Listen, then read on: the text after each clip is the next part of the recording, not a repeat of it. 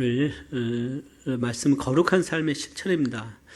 하나님께서 나는 거룩하니 너희가 거룩하라. 이스라엘 백성들에게 거룩하라고 말씀하고 있습니다. 그래서 거룩이라고 하는 것은 오늘 20장 7절 말씀처럼 깨끗게 하여 자신을 깨끗게 하고 정결케 해서 하나님 앞에 하나님이 받으실 만한 거룩한 삶을 살아가는 것이죠. 오늘 17장부터는 거룩한 삶의 그 원리들을 보여주고 있습니다. 그래서 1장부터 7장까지는 제사법, 또 8장부터 9장까지는 거룩한 대제사장의 구별에 대해서 말씀을 했고요. 11장부터 15장까지는 정결과 부정에 대해서, 그리고 16장에서는 부정해졌을 때 어떻게 다시 정결해질 것인가, 대속죄를 통해서 죄를 정결케 하는 것을 말씀드리고 있고, 17장부터 27장까지는 어떻게 하면 하나님 앞에서 이제 우리의 삶을 통해서 거룩할 것인가. 아까 11장부터 15장까지는 정함과 부정함에 대해서 했다면 17장부터는 어떻게 하면 거룩한 삶을 살 것인가. 우리의 삶의 전반부에 일어나는 그 거룩에 대한 말씀입니다. 첫 번째는요, 17장에서 피에 대해서 말씀하고 있어요. 피를 어떻게 다룰 것인가. 왜냐하면 피가 죄를 속죄하는 거룩함이 있기 때문에 피를 먹거나 함부로 이렇게 다루면 안 되죠. 그래서 첫 번째는 피의 속죄는 거룩하게 하는 하나님의 은혜다. 이제 이렇게 제목을 정해봤습니다. 그 대표적인 말씀은 17장 11절에 한번 같이 이 말씀을 보겠습니다. 17장 11절이에요. 같이 봉독할까요? 시작. 육체의 생명은 피에 있습니다. 내가 이 피를 너에게 주어 단에 뿌려 너희 생명을 위하여 속죄케 하였나니 생명이 피에 있으므로 피가 죄를 속하느니라. 그래서 육체의 생명이 피에 있기 때문에 피를 먹거나 또 이렇게 함부로 하지 말기를 하나님께서 말씀을 하신 것이죠. 그렇기 때문에 이 피는 또 짐승의 거룩한 희생제물의 피는 그 지성소에 뿌려져서 죄를 이스라엘 백성들의 죄를 속죄를 했죠.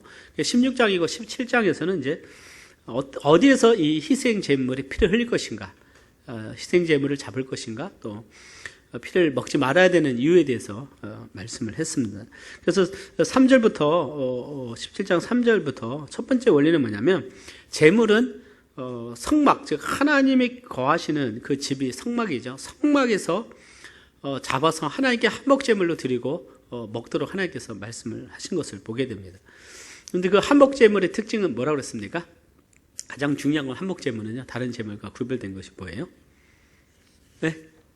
한목제물은 이 기름, 콩팥과 이 기름을 하나님께 드리고, 기름은 그 팻이잖아요. 우리로 말하면 기름만을 이 번제단에 태우고, 나머지는 그 가슴과 뒷다리는 제사장에게 주고, 나머지는 누가 먹었어요?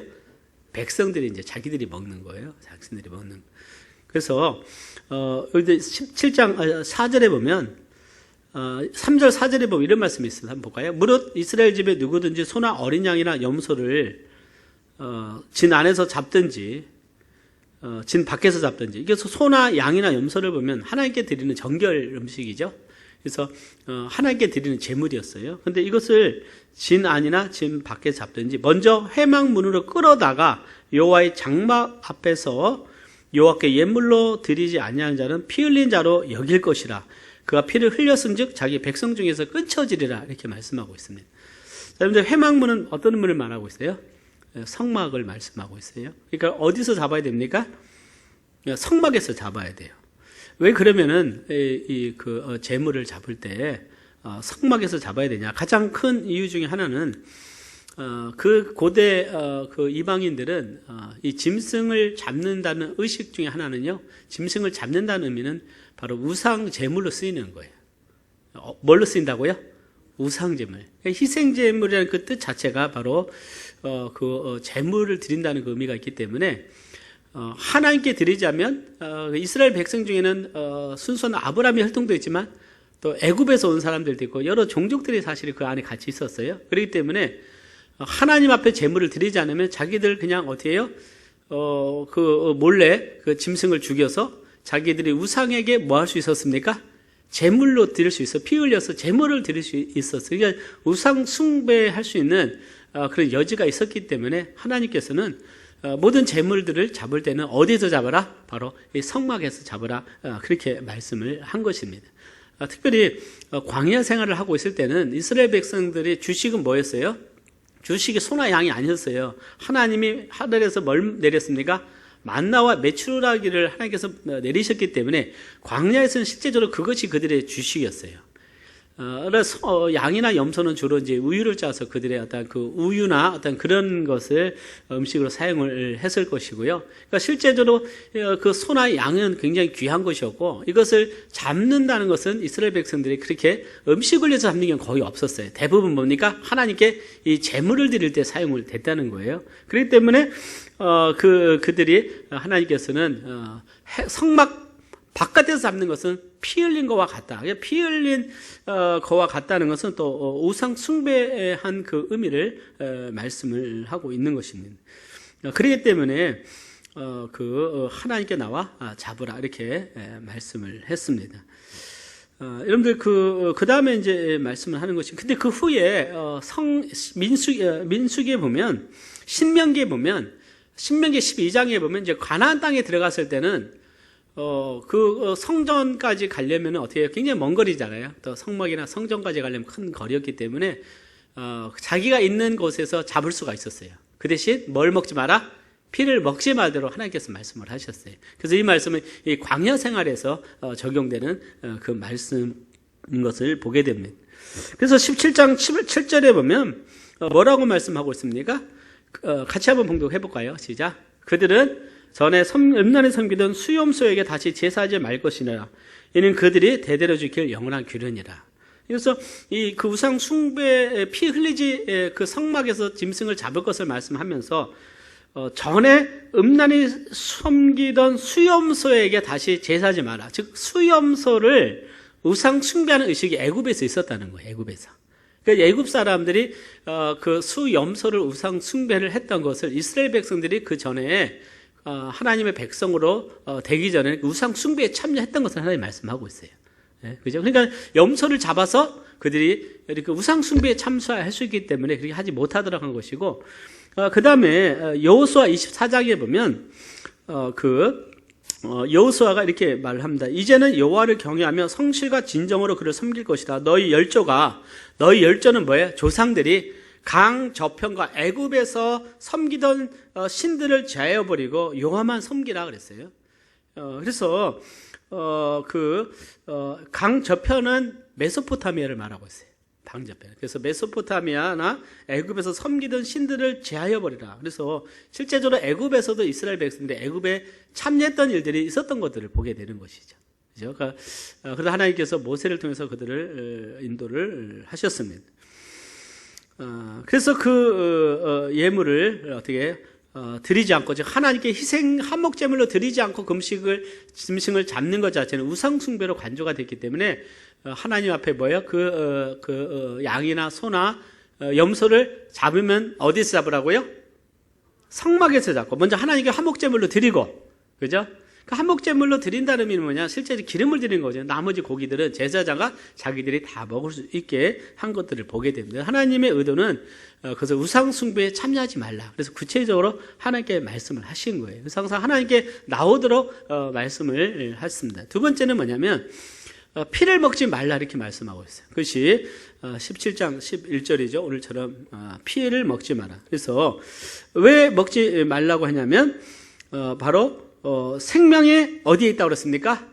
피에 있다는 생명이. 우리도 피 다 흘리면 죽잖아요. 그죠? 생명이 피에 있다고 그랬어요. 이제 두 번째는 뭐냐면 생명이 피에 있으므로 피가 죄를 속한다 그랬어요. 그래서 단에 뿌려서 너의 생명을 위하여 속하게 했다. 그 뭐냐면 희생 제물의 피가 그 지성소의 속죄소와 또 어디에 뿌려집니까? 번제단에 뿌려져서 그 뿌려진 피로 인해서 누구의 죄가 용서를 받습니까? 이스라엘 백성들의 죄가 용서를 받는 거예요. 예. 그렇기 때문에 피를 먹지 말라 이렇게 말하고 있습니다. 자, 흘려진 이 피는 예수 그리스도가 십자가에서 흘리실 생명을 우리에서 주시고 피를 흘리실 것을 상징을 하고 있는 것이죠. 그렇기 때문에 하나님께서는 그 메시아에 대한, 예수님에 대한 상징적인 의미로 이 희생제사의 피를 하나님께서 보시고 그 죄를, 우리의 죄를 속죄를 하셨습니다. 그렇기 때문에 이스라엘 백성들에게는 피는 거룩했고 피는 생명을 상징했고 또 생명을 하나님께서 귀하게 여기셨기 때문에 피를 먹지 말도록 하나님께서 하셨습니다. 자, 이 피는 누구의 피를 결국 상징하는 것입니까? 피가 속죄한다고 했을 때요, 피가 죄를 속죄한다. 누구의 피 때문입니까? 예수 그리스도, 예수 그리스도. 여러분들 한번 볼까요? 로마서 3장 25절 말씀 여기 있습니다. 여기 아웃라인이 있으니까요. 한번 같이 한번 봉독해 보겠습니다. 시작. 이 예수를 하나님이 그의 피로 인하여 믿음으로 말미암는 화목제물로 세우셨으니 이는 하나님께서 길이 참으시는 중에 전에 지은 죄를 관가하심으로 자기의 의로우심을 나타내려 하심이니라. 하나님이 예수를 그의 피로 인하여 믿음으로 말미암는 화목제물로 삼으셨다. 자, 여기서 제가 그 화목제물에 설명을 하려고 했습니다. 이 화목제물은요, 헬라어로 원어로 보면 지성소에 있는 속죄소를 의미하고 있어요. 속죄소. 그러니까 속죄소에 뭘 뿌렸어요? 피를 뿌렸죠. 그래서 하나님께서 속죄소에 뿌려진 피를 보고 우리의 죄를 어떻게 해요? 이스라엘 백성들이 용서받은 것처럼 하나님께서 예수님의 피로 말미암아 어떻게 해요? 예수님을 언약궤에 있는 속죄소에 피를 뿌려준 것 같이 이 화목 제물로 삼으셨다는 그 의미를, 이 속죄소, 언약궤에 있는 뚜껑이 속죄소잖아요. 속죄하는 곳, 즉 속죄하는 곳으로 하나님이 예수님을 삼으신 거예요. 그러니까 거기서 뭐가 뿌렸습니까? 피가 뿌려진 것처럼 예수님 안에서 어떻게 우리의 죄가 어떻게 되는 거예요? 다 용서받는 거예요. 그래서 그 화목, 속죄라는 의미는 뭐예요? 우리의 죄를 덮고 또 우리의 죄를 씻고 하나님과의 화목하는 의미가 있는 거예요. 하나님. 그래서 하나님께서 뭐예요? 우리 죄에 대해서는 분노하시는 하나님이 뭘 통해서 화해를 하시는 거예요? 피를 보시고 하나님의 마음이 누그러져서 사랑과 화목하시는 거예요. 그래서 뭐가 대신 죽었기 때문에 동물의 생명이 우리를 대신해서 죽었기 때문에 그걸 받으셔서 우리를 의롭다 하시는 것인데, 예수님께서 우리의 죄를 위해서 십자가에서 피 흘려 죽으신 것이 바로 그것이 바로 또 속죄소의 의미가 있는 것이에요. 그래서 이 화목제물을 할 때 물론 예수님께서 우리의 죄를 위해서 번제가 되시고 제물이 되셨는데요. 로마서에서 말씀하는 이 로마 3장 25절에 이 화목제물이라고 하는 것은 헬라어로 원어로 보면 이 속죄소를 의미한다, 이렇게 이해하시면 되겠습니다. 뭐를 의미한다고요? 속죄소가 속죄받는 것, 죄가 씻음 받는 곳이에요. 그러니까 정확한 의미는 뭐냐면 예수님 안에서 예수의 피를 통해서 우리의 죄가 어떻게 되는 것입니까? 씻음 받는 거. 그죠? 우리 죄가 용서받는 것이죠. 그래서 속죄소에서 하나님이 어떻게 해요? 이스라엘 백성들의 죄를 다 용서하신 것처럼 이 성막 자체가 예수님을 상징하는데 바로 이 속죄소 자체가 예수님의 상징이었어요. 그래서 사도 바울이 로마 3장 25절을 통해서 하나님이 예수의 피를 내서 예수님을 하나님 앞에서 소로 만드셔서 삼으셔서 예수님 안에서 우리의 죄가 다 씻음 받고 의롭게 되었다라고 선포하고 있는 것입니다. 그래서 예수님의 피로 인해서 우리의 죄가 씻음 받는 것이고, 우리의 죄가 씻음 받는 곳은 어디냐? 예수 그리스도 십자가예요. 그러니까 결국 어떻게 그것이 예수님의 십자가예요. 갈보리 십자가다. 그리고 번제단도 예수님이 우리의 죄를 위해서 희생하셔 예수님을 상징하고, 또 속죄소도 더 깊은 의미에서 하나님이 그곳에서 대제사장을 통해서 어떻게 해요? 우리의 죄를 씻은 것처럼 예수님을 통해서 우리의 죄를 씻어주신 것, 우리의 죄가 용서받는 것, 이것이 어디라고요? 바로 속죄소고 그것이 예수님인 것입니다. 그래서 복음이 더 선명해지는 거예요. 복음이 더 선명해지는 것이다. 그래서 예수님의 피로 인해서 우리가 의롭다함을 얻은 줄 믿습니다. 그렇기 때문에 이 레위기 17장은 이 피가 죄를 속죄한다. 그죠? 예수님의 피가 우리의 죄를 속죄하는 거예요. 그래서 이 레위기나 헬라어 레위기, 출애굽기 보면 다 예수님에 대해서 다 구체적인 모형과 설명으로 아주 세부적으로 참 말씀을 해서 신약을 더 구체적으로 보게 해주는 것들을 우리가 보게 됩니다. 세 번째는요, 죽은 짐승을 먹지 말라는 거예요. 뭘 먹지 말라고요? 죽은 짐승. 왜냐하면 이제 특별히 이 레위기에서는 사체와 접촉하는 것은 더러워지는 거예요. 그래서 죽은 짐승을 먹는 것 자체가 더러워지기 때문에 그것을 옷을 빨고 씻고 난 후에 저녁까지 부정하고 그 후에 정한다. 그래서 그 죽은 짐승을 먹지 말 것을 말씀을 하고 있었습니다. 자, 레위기 17장에서 얻는 두 가지 교훈은요. 첫째, 우리는 오직 하나님만을 예배해야 됩니다. 우상이 아니라 하나님만을 예배해야 되는데 그리스도 안에서, 즉 복음 안에서 예배해야 될 것을 우리에게 말씀하고 있어요.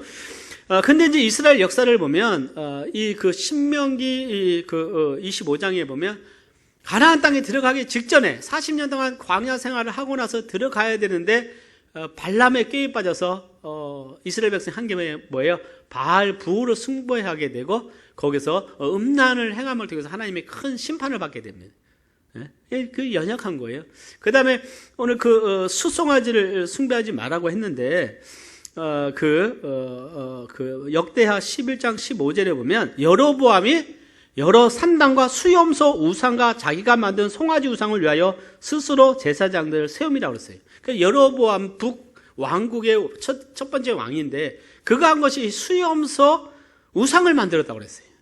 우상을 만들. 그러니까 하나님께서 분명하게 레위기를 통해서 말씀을 했음에도 불구하고 하나님 말씀을 무시하고 자기의 원하는 대로, 그러니까 자기가 하고 싶은 대로 하는 것이, 그럼을 통해서 온 이스라엘 백성들을 죄에 빠지게 한 거예요. 그래서 이 예배가 굉장히 중요한데 예배가 잘못되면 모든 것이 잘못돼 버려요. 우리 삶에서. 특별히 예배 가운데 뭐가 핵심이 돼야 됩니까? 예수 그리스도의 복음이 중심이 돼야 돼요. 아멘. 예수 그리스도의 복음, 메시지도 그렇고요. 예수 그리스도를 말씀 중보자이신 예수님을 전하는 거예요. 그래서 예수 그리스도의 그 복음이 없어지게 되면 그냥 우상숭배가 돼버리는 거예요. 우상숭배가 돼버리는. 복음이 없는 곳은 모든 것이 다 우상숭배입니다. 우상숭배. 예수 그리스도를 통해서 하나님 우리에게 보여주시는 것들을 보게 돼요. 그래서 이렇게 말씀하고 있습니다. 두 번째는 우리가 예수 그리스도 보혈로 제사함 받는 것을 17장은 가르쳐 주고 있습니다. 자, 그래서 이 거룩은요, 첫 번째는 이제 하나님 앞에 예배를 잘 드리라. 그죠? 그리고 피는 죄를 속죄하기 때문에 피를 먹거나 또 죽은 그것을 함부로 다루지 말 것을 말씀하고 있고요. 자, 18장. 그래서 이 10장은 거룩한 그 성별이 사회 공동체에서 일어나는 거룩한 삶에 대해서 가르치고 있습니다. 즉 어떤 악하고 음란한 세대에서 어떻게 하면 거룩한 삶을 살아갈 것인가, 그 원리를 가르쳐 줍니다. 자, 첫 번째는 뭐냐면 18장입니다. 자, 18장 전체를 보여주는 것이 성적인 순결이에요. 그래서 거룩은 이 성적인 관계에서 순결함을 지켜가는 것입니다. 뭘 지키는 거라고요? 순결함을 지켜가는 거예요. 아무리 예배를 잘 드리고 하나님 앞에 제사를 잘 드려도 삶 속에 성적으로 물러난 것은 어떻게 해요? 굉장히 하나님 앞에 큰 죄를 범하는 거예요. 특별히 이제 이스라엘 백성은 이 부족 중심의 사회였어요. 특히 이스라엘 안에서 결혼을 해야 되고 또 대부분이 이 같은 부족 안에서 결혼했기 때문에 여기서 성적인 관계를 맺을 수 있는 그 관계는 어떤 결혼의 테두리를 말하고 있습니다. 한편은 그렇기 때문에 결혼 테두리 밖에서 일어나는 모든 것을 다 음란으로 규정하고 있고 성적인 방종과 죄가 되는 것이죠. 그래서 가장 크리스찬에게서도 우리의 거룩을 지킴에 있어서 가장 중요한 것, 그것이 뭡니까? 바로 이 성적인 순결과 거룩을 지켜가는 것입니다.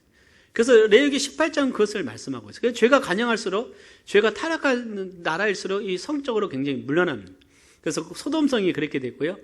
또 노아 시대 때 그랬고, 또 로마 시대 멸망 때 굉장히 어떻게 타락한 것은 타락과 성적인 방종과 같이 가는 것이죠. 그래서 하나님은 그 죄가 차게 되면 그 땅을 심판하십니다. 이 시대가 또 그런 시대예요. 하나님의 심판이 임하기 직전 세상이 마지막 때가 있을 때 노아 시대와 같고 그 어떤 타락이라고 하는 것이 뭐부터 시작됩니까? 이 경계가 없어져 버리는 경계가 없어져 버리는 그런 것입니다. 그래서 레위기 18장 6절에 보면 가증한 풍속 중에 하나가 그거 뭐예요? 너희는 골육 지체를 가까이 하지 하여 그 하체를 범치 말라. 나는 여호와니라. 그죠? 그래서 여기에 보면 남자는 어머니, 계모, 자매, 이복자매, 또 고모, 손녀, 자부, 형제, 아내 쭉 어떻게 해요? 설명을 하죠. 구체적으로 설명을 하고 있습니다. 그죠? 이것은 자기를 더럽히는 것이다. 더럽히는 것이다. 그죠?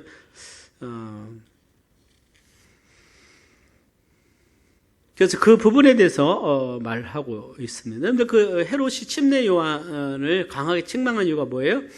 헤롯이 그 자기 동생의 아내를 취했어요. 그죠?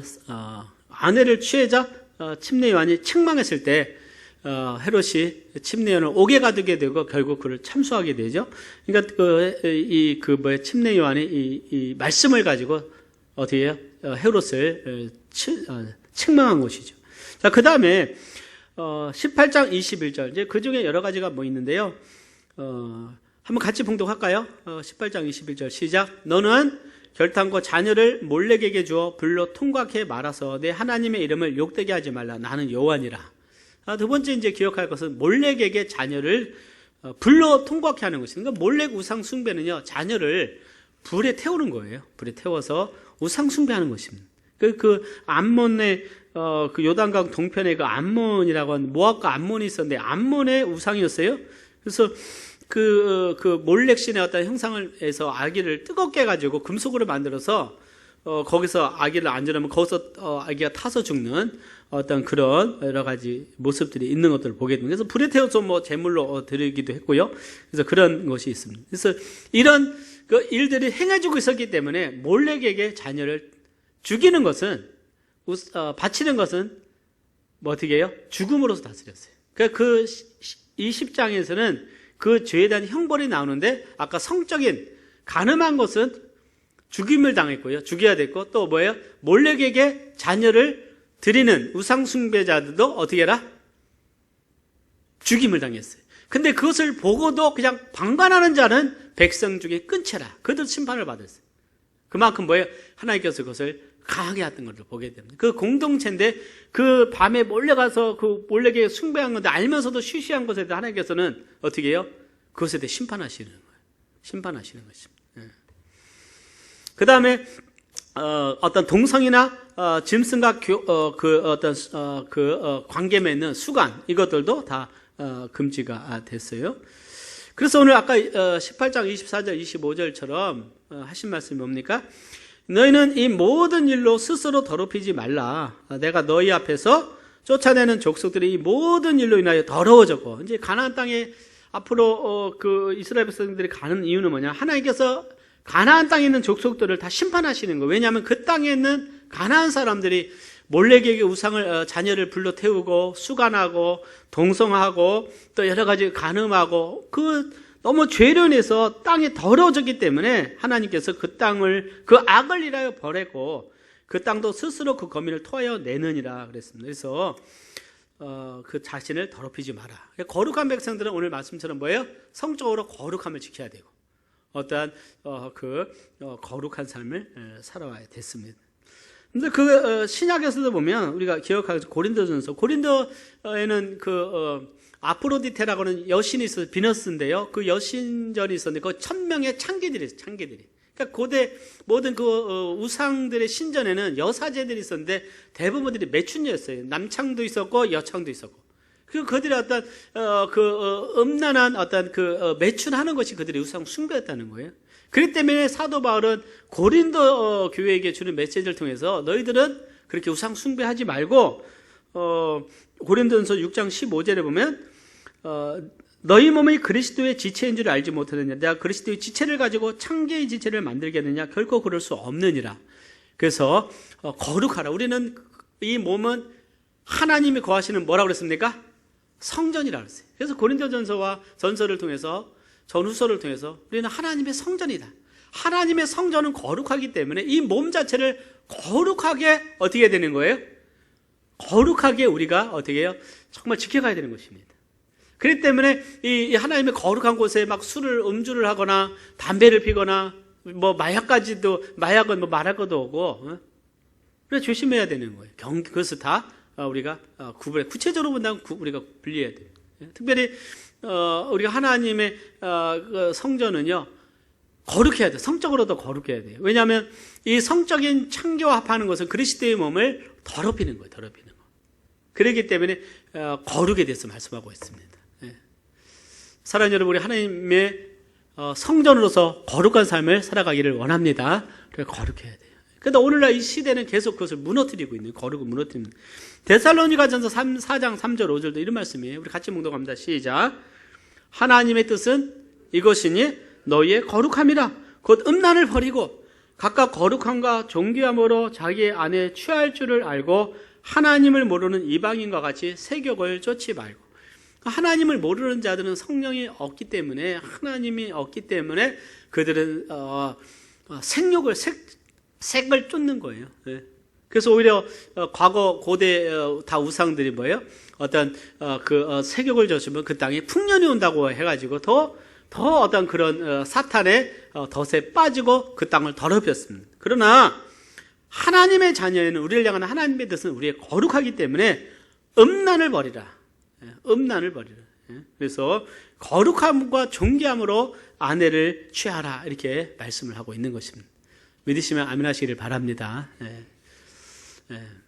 자, 이것이 바로 18장이에요. 18장. 자, 17장은 피에 대해서, 속죄하는 피고, 18장은 아까 말씀드린 뭐예요? 그 음란을 버리라, 이제 거룩. 자, 19장은 지난번에 거룩한 관계를 통해서 이제 주요 메시지는 제가 말씀을 나눴습니다. 그래서 거룩은 이웃을 사랑하는 것이다. 이웃을 사랑하는 것이. 레위기 19장 18절의 말씀이 이웃 사랑하기를 뭐와 같이 하라? 내 몸과 같이 하라. 자, 이 19장 18절 이 말씀이요, 하나님께서 하나님을 사랑하라. 신명기 6장 5절의 말씀, 하나님을 사랑하는 것이고 이웃을 사랑하는 이 말씀이 온 율법의 전부라고 그러셨어요. 하나님 사랑과 이웃 사랑이 율법의 전부. 내가 사랑하게 되면 어떻게 해요? 악을 행하지 않는 거예요. 하나님을 사랑하면 순종하게 됩니다. 형제를 사랑하면 하나님의 사랑을 나타나는 것이죠. 그래서 거룩이라는 것은 완전함인데, 어떤 우리 하나님의 거룩함이 우리 관계 속에서도 나타내야 되는 것입니다. 그럼 거룩은 어떻게 우리가 이루어지느냐? 우리 삶에 나타나는 거룩은 어떻게 되냐? 내가 거룩함을 만드는 것이 아니라 하나님이 말씀하시는 것에 절대적으로 순종하는 것입니다. 아멘? 거룩은요, 하나님께 순종하는 거예요. 하나님께 순종. 우리의 생각이야 뭐 어떻든 간에 우리의 어떤 이성과 논리에서 되는 게 아니라 그냥 하나님께 순종이 거룩이에요. 거룩. 이것이 참 어려운 거죠. 쉬운 건 아니죠. 순종이 참 쉬운 경우도 있지만 어려운 경우도 있어요. 특별히 모든 사람들이 다 어떻게 자기들이 생각이 있고 또 자아가 어느 정도 있단 말이에요. 그렇기 때문에 절대적인 순종, 하나님께 절대적인 순종이 결코 쉬운 건 아니기 때문에, 그렇기 때문에 하나님은 우리를 시험하시고 우리를 인도하시는, 위대한 믿음의 사람들을 보시면, 아브라함을 보면 그 순종이 언제 나타납니까? 좋을 때 나타나는 게 아니에요. 좋을 때는 다 좋죠. 그러나 아브라함이 가장 어떻게 견디기 어려운 것이 이삭이잖아요. 이삭. 가장 귀한 100세에 난 아들 이삭을 드리려 할 때 그가 순종한 자체가 그만큼 하나님의 절대적인 믿음의 사람인 거예요.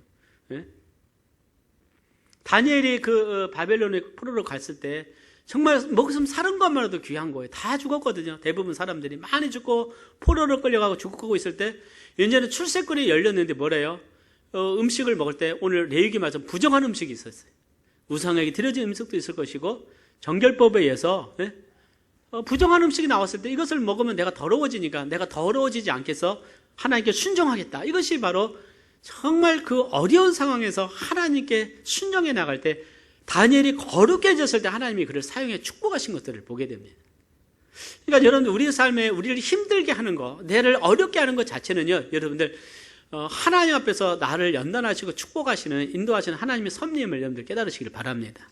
우리가 어려움이 없다는 것은요, 어떻게 편안하다는 것은 그것이 좋은 것일지만 그렇게 좋지 않을 수가 있어요. 어려움과 시련과 역경과 고난과 시련 속에서 내가 깨어지고 빚어지고 거룩함으로 거룩한 사람으로 변화되는 거예요. 왜요? 내 자신을 계속 하나하나 포기해 가는 과정 속에서 하나님의 뜻이 이루어지는 것입니다. 하나님의 뜻이 내 삶에 이루어지는 것이 말씀에 순종하는 것이죠. 그렇기 때문에 오늘 이 레위기 19장은요, 정말 우리가 기억해야 될 귀한 말씀인데, 이 말씀 속은 이웃과의 거룩한 관계죠. 첫 번째는 부모를 어떻게 하라? 부모를 경외하라. 부모를 경외하라부터 시작합니다. 그래서 이 거룩은요, 가정에서 시작이 되고, 그리고 부모를 경외하는 것은 뭡니까? 하나님을 경외하는 것의 전 단계죠. 그래서 부모님은 하나님이 주신, 어떻게 해요? 자녀들에게 주신 하나님의 권위입니다. 하나님을 대신하는 권위예요. 그래서 부모님의 그 권위를 인정하는 것은 보이지 않는 하나님의 권위를 인정하고 경외하는 것을 배우는 것입니다. 그래서 가정에서 우리의 자녀들이 정말 배워야 될 거, 어릴 때 부모님을 공경하고 경외하는 것을 배워야 돼요. 아멘.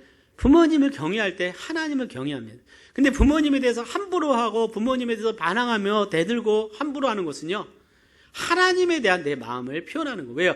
부모는요, 가정에서 아버지와 어머님은 하나님께서 위임하신 권위고 그 권위인 거예요. 권위인 거.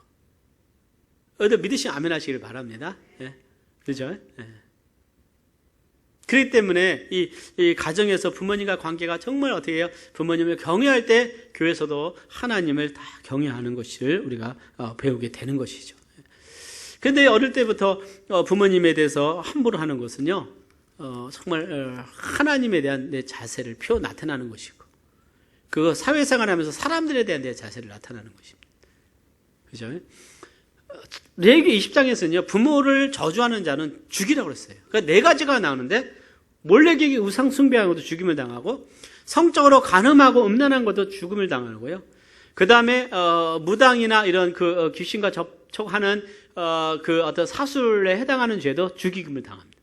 이제 그 다음에 누가 죽임을 당해요? 부모를 저주하는 자예요. 죽임을 당해요. 굉장히 큰 거예요. 근데 저주한다는 것은 부모 앞에서 막 부모를 막 저주하고 욕하는 의미가 아니라, 저주한다는 의미는 부모를 함부로 대한다는 의미입니다. 가볍게 대한. 그러니까 아브라함을 저주하는 자는 내가 저주한다 그랬지, 하나님께서. 아브라함에게 함부로 하는 것에 대해서 함부로 말하고 함부로 대하는 것을 말하고 있는 거예요. 그렇기 때문에 여러분들, 우리 관계 속에서 가장 가까운 관계가 내가 거룩함을 가지고 존경하고 또 내가 공경하는 것은, 가정에서는 부모님이요, 학교에서는 선생님이요, 또 어떤 교회에서 영적 리더의 내 자세는요, 하나님을 향한 내 마음을 보여주고 있는 것이죠. 믿으시면 아멘 하시길 바랍니다. 그 다음에 부모님을 경외하고, 그 다음에 하나님을 경외함에 있어서, 하나님을 경외하는 것은 안식일을 지키는 것에서 나타나는 거예요. 그러니까 하나님께서 안식일을 지키는 것은 내 삶에 하나님을 구별하는 거예요. 하나님의 권위를 인정하고 내 삶 자체가 하나님의 손에 달렸다 인정하는 것입니다. 그래서 하나님이 쉬신과 같이 내가 쉬면서 하나님을 예배하는 거고, 신약 시대에 이래서는 안식일이 이제 주님이 부활하신 날, 새 언약에서는 주님이 부활하신 그날, 주일날 우리가 하나님을 기억하고 하나님을 예배하는 삶을 살아가는 것입니다. 아멘. 그래서 하나님을 지키는 것이죠. 그래서 안식일을 지키고, 그 다음에 화목제 예물을 희생을 잘 드리라. 제사를 하나님 앞에 잘 드려야 돼. 하나님 뜻대로 되는 것을 말하고, 우상을 만들지 않는 거, 이러면서 하나님을 예배하는 것이고, 그 다음에 9절부터는 우리가 배웠지만 가난한 자들을 돌아보는 것이다. 그래서 곡식을 벨 때도 모퉁이까지 다 거두지 말고, 이삭도 다 줍지 말고, 가난한 사람과 타국인을 위해서 내버려두라. 이것이 뭐예요?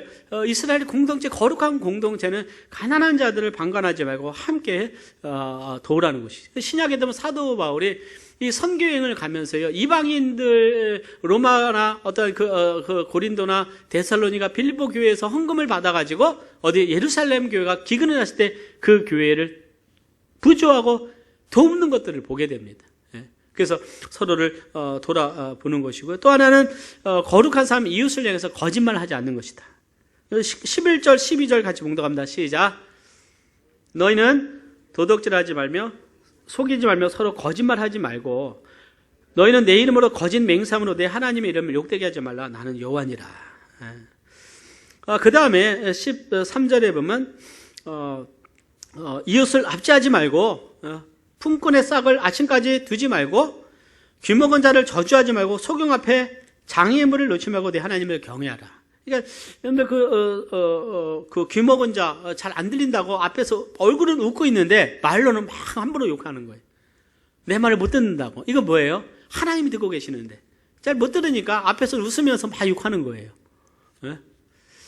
이런 경우를 어떻게 해요? 이렇게 하지 말라는 것입니다. 소경이 앞을 못 보는데 그 앞에 장애물을 놓지 말라는 것입니다. 그래서 항상 사회적인 약자들을 잘 돌보는 것이 하나님을 경외하는 것이다, 이렇게 말씀하고 있어요.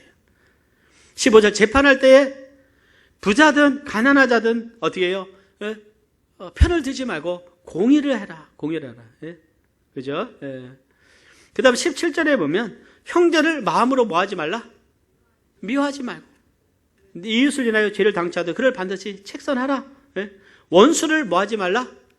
갚지 말고 동포를 원망하지 말며 이웃 사랑의 일을 내 몸과 같이 하라. 나는 여호와니라 그랬어요. 예? 그래서 이런 말씀을 가지고 예수님께서 산상수훈을 통해서 정말 원수를 갚지 말고 마음으로 미워하지 말고 이 말씀을 주신 거예요. 예? 그래서 내 이웃을 내 몸과 같이 사랑하라 이렇게 말씀을 한 것들을 보게 됩니다. 자, 그 다음에 거룩은 그 19절에 보면 우리가 한번 읽어보겠습니다. 시작. 너희는 내 규례를 지킬지어다. 내 육척을 다른 종류와 교합시키지 말며 내 밭에 두 종자를 섞어 뿌리지 말며 두 재료로 직조한 옷을 입지 말라. 하나님께서 이스라엘 백성과 이방인들과 구분한 것 같이 이스라엘 백성들이 심지어 농사를 지을 때도 썩지 말라는 거예요. 그만큼 하나님은 세상과 하나님의 거룩한 백성을 썩지 말라. 하나님이 새롭게 이스라엘 백성들을 세울 때요, 하나님의 법을 따르고 하나님의 말씀대로 살아갈 것을 말씀하고 있는 것입니다. 세상 것을 가져오지 말라는 거예요. 세상 것을 가져오지 마라. 그렇게 말씀을 하고 있습니다.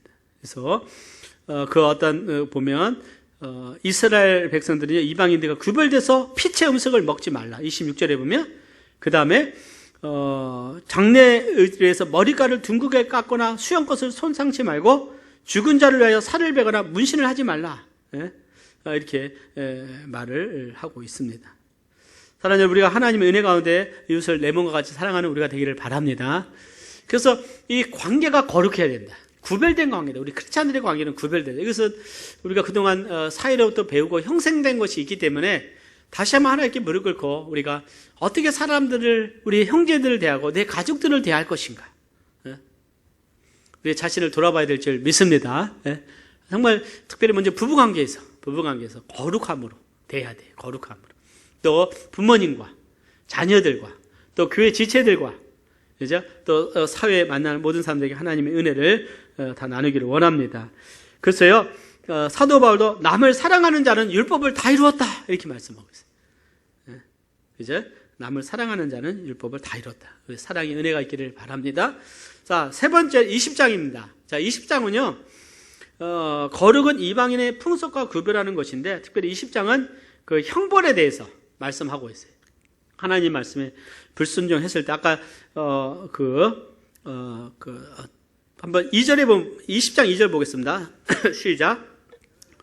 너는 무릇 이스라엘 자손에게 이르라. 무릇 그가 이스라엘 자손인데 이스라엘 자손이 우고한 타국인이든지 그 자식을 누구에게 주거든? 몰렉에게 주거든 반드시 죽이되 그 지방 사람이 돌로 칠 것이요. 그랬어요. 그 다음에 4절 보면 그가 그 자식을 몰렉에게 주는 것을 그 지방 사람이 못 본 채하고, 뭐한 채하고? 못 본 채하고 그를 죽이지 않냐면 내가 그 사람과 그 건속에게 진노하여 그와 무릇 그를 본받아 몰렉을 음란히 섬기는 모든 사람을 그 백성 중에서 어떻게 한다? 끊겠다 이렇게 말씀하고 있어요. 그죠? 신접한 자와 6절에 박수를 추종하는 자를 내가 백성 중에 끊는다 말씀하고 있어요. 이것은 그 돌로 쳐서 죽이는 것은 아니고요, 어떤 하나님이 그들 관계에서 끊는다, 백성 중에서 하나님께서 끊는 것을 말을 하고 있습니다. 자, 그 다음에 9절에서는 아비나 어미를 저주하는 자는 어떻게 했어요? 반드시 죽일지니 그가 그 아비나 어미를 저주하였은즉 즉 그 피가 자기에게 돌아가리라. 그래서 우리 하나님은 부모님을 잘 공경하기를 원하고 있습니다. 누구든지 10절입니다. 같이 봉독합니다. 시작. 누구든지 남의 아내와 간음하는 자고 그 이웃의 아내와 간음하는 자는 그 간부와 음부를 반드시 죽일지니라. 15절에 짐승과 교합하면 반드시 죽이라 이렇게 말씀하고 있죠. 그래서 그부터 어떤 성적인 죄에 대해서 하나님께서 심판하는 것을 말씀을 하고 있습니다. 이것이 바로 17장인데 결론은 그렇습니다. 26절 같이 봉독하겠습니다. 시작. 너희는 내게 거룩할지어다. 이는 나 여호와가 거룩하고 내가 또 너희로 너희 소유를 삼으려고 너희를 만민 중에서 구별하였음이니라. 그래서 오늘 우리 하나님의 자녀로서 하나님의 거룩하신 것이 우리의 삶에 하나님 앞에서 또 사람과의 관계 속에서 거룩하고 또 영적으로나 도덕적으로 또 순결을 지켜갈 수 있는 우리가 되기를 바라고요. 이 원리는 다 신약에서 또 주님께서 우리에게 보여주셨어요. 그래서 거룩의 가장 원리는 뭐냐? 거룩은 하나님의 말씀이잖아요. 그래서 하나님 말씀에 정말 순종하자. 아멘. 순종을 통해서 우리는 거룩한 삶을 살아갈 수 있음을 믿고 우리의 삶의 모든 영역에서 하나님께 영광이 될 수 있는 우리가 되기를 바랍니다. 우리 기도하겠습니다.